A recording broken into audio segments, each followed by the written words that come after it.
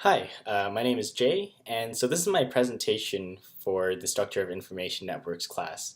And the topic that I chose to do was knowledge graphs and metapaths. And in this presentation, I'm going to go over one novel application of knowledge graphs, specifically as it applies to artificial intelligence and artificial imagination.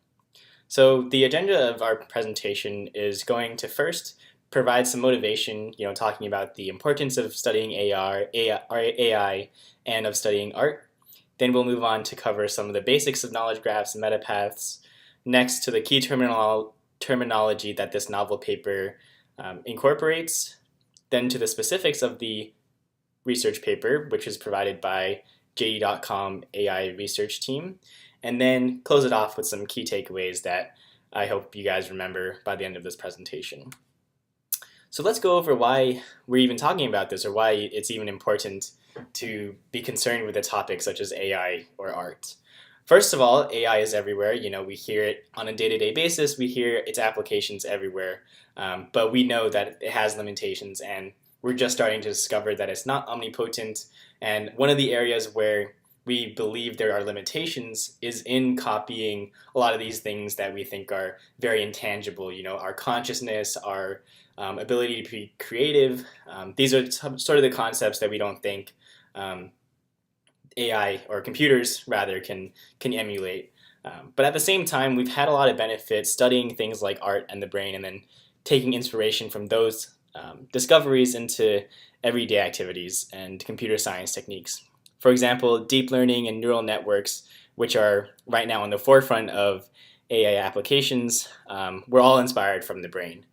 So in this paper, in this presentation, we're going to talk about how one team of researchers pushed the boundaries on computer creativity and computer imagination.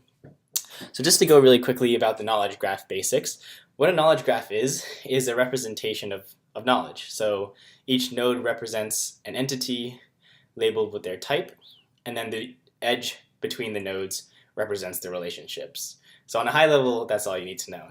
And this provides some very useful features, not the least of which are metapaths, which are high-level description of a path between two objects. And this allows you to do things like identify relationships between various people and various entities. So for example, if we're looking at a authorship graph, we have in the bottom right, you can see that we can connect them and then represent co-authorship relationships, which will be very helpful, in further investigating data and trying to analyze trends between these authors. Moving on to more specific key terminology that we'll be using in this presentation, we know that a knowledge graph is a collection of relational facts. A map is viewed as a representation of knowledge, very similar to knowledge graph. A mind map is just an artistic representation of these things. And then we say that there's a linguistic connection between words if they reflect the lexical and phonological information when compared. And finally, Dadaism, I think is the best way that I'm going to say it, is an important art movement which rejects logic, reason, and encourages irrationality, things that we kind of typically associate with creativity or wouldn't logically follow in a certain number of steps. So this is an example of a mind map, which, just as a reminder, is the graphical representation of these maps and knowledge graphs. I don't know what the specific one is, but just to give you an idea of how these could be helpful and how these translate into the art world. Now moving on to the specifics of the paper and what we're going to be analyzing in depth in this presentation, JD.com has an AI research division, and one of their most recent papers is about computer imagination. So in their own words, what they do is propose a novel approach to inject rich imagination into a special painting art mind map creation. Specifically, to better imitate artist knowledge and idea in AI creation, we propose to establish a knowledge graph by extracting authors' ideas and thinking. What does this look like in code? They generously provided us the pseudocode of their algorithm. And you can see here basically what they're doing is just that for each word, they're going to use their proprietary, functionality and expand the knowledge graph in a way that wasn't done before or had some of those measurements tweaked. You can see that they changed the metrics on certain things, such as the level of irrationality and how it's going to classify certain words in relations to each other. But that's essentially what this pseudocode is saying. We don't have to get into too much detail right now, but happy to answer any questions if they come up later.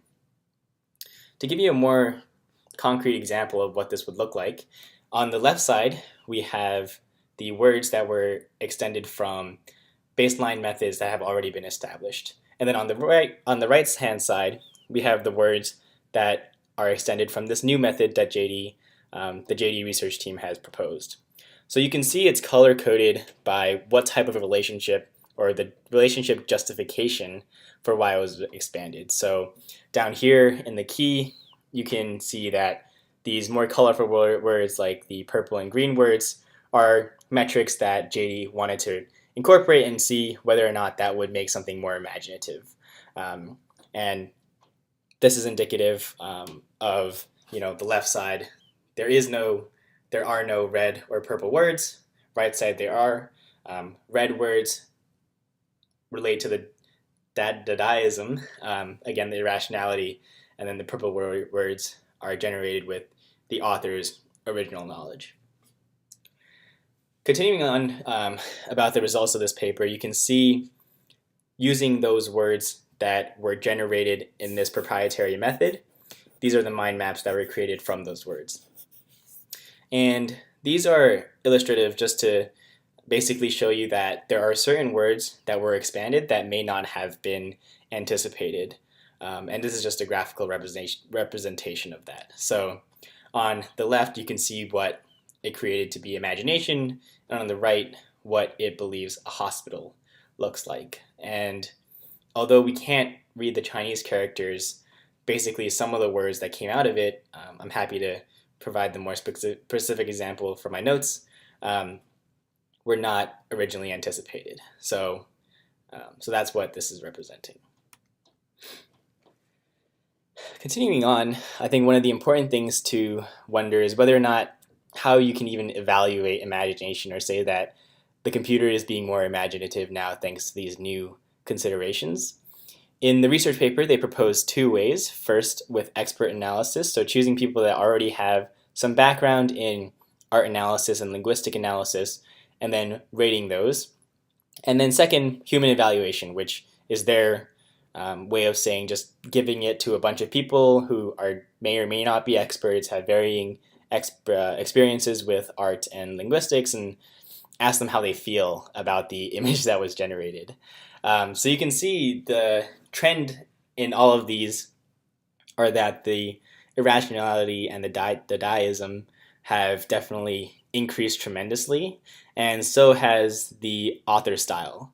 And at the same time, the semantic similarity has gone down, which is pretty much what we would expect because we're moving away from the more logical, this is the relationship between this word and this word, into something that's more creative and imaginative and relating to a certain author's or certain artist's style. And we can see both the expert analysis on the top and the human evaluation on the bottom corroborate the same thing. And interestingly, the overall impression is actually better for these ones that they are deeming to be more imaginative as well. So what's next? Well, according to the researchers themselves, the next step is to inject imagination into the visualization process of mind map creation and explore more painting categories, so just furthering this idea of improving imagination. In fact, this idea is so important that already a conference is created in its, I think, 8th year called the ACM Conference on Creativity and Cognition. But just doing a quick Google Scholar search, you can see that there are many, many applications for this type of research in everything from dialogue and robotics to dance and music, which maybe makes more sense. Finally, let's just go through the key takeaways. So knowledge graphs have many cross-disciplinary applications for commercial use and in the study of AI, as one example of which we have demonstrated in this presentation. Mind maps and knowledge graphs are important representations of AI and data and have real and measurable implications. So it's important to be able to measure things and to see what the actual results are, and we're actually seeing that frameworks are coming out of this that allow further research into measuring imagination, as foreign of a concept as that seems. And finally, the study of creativity, imagination, and cognition through the lens of computer science is young and has significant potential. Thank you for listening to my presentation, and now I'll open the floor to any questions.